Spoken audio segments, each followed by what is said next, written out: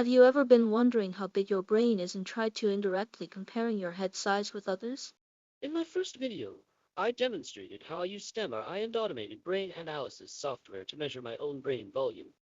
In this video, I will show how I used the same method to measure and analyze whether brain size is related to head size in human individuals. For details on how I measure brain volume, watch my first video. I use 3D slicer software to measure people's head circumference.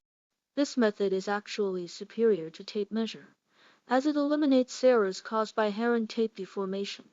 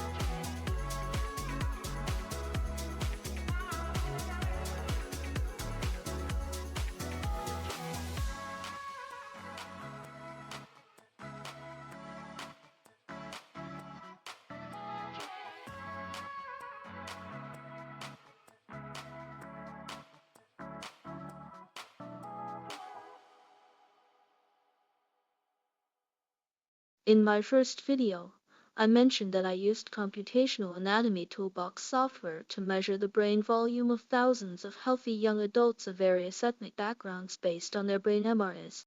All those MRIs were obtained from open access datasets. There is only a small portion of these datasets included stature and body weight information. I remeasured the data that did include stature and body weight using a more advanced method that I mentioned in my first video to analyze whether brain volume is related to body size in humans. I will reveal it in future videos. Since the largest sample size comes from white Caucasians, all conclusions in this video are based on white Caucasians.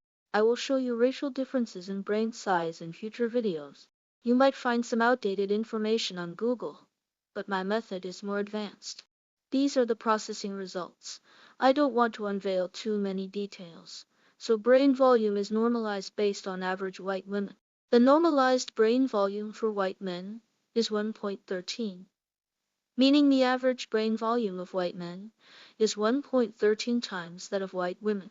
Head circumference is strongly correlated with brain volume, meaning brain volume can be roughly estimated based on head circumference. If your head circumference measures 61 centimeters or more while being bald and not obese, you are very likely to have a brain bigger than 99% of the entire human population.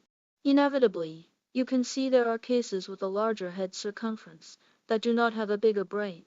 MRI brain scan is definitely still needed if you really want to know your actual brain size.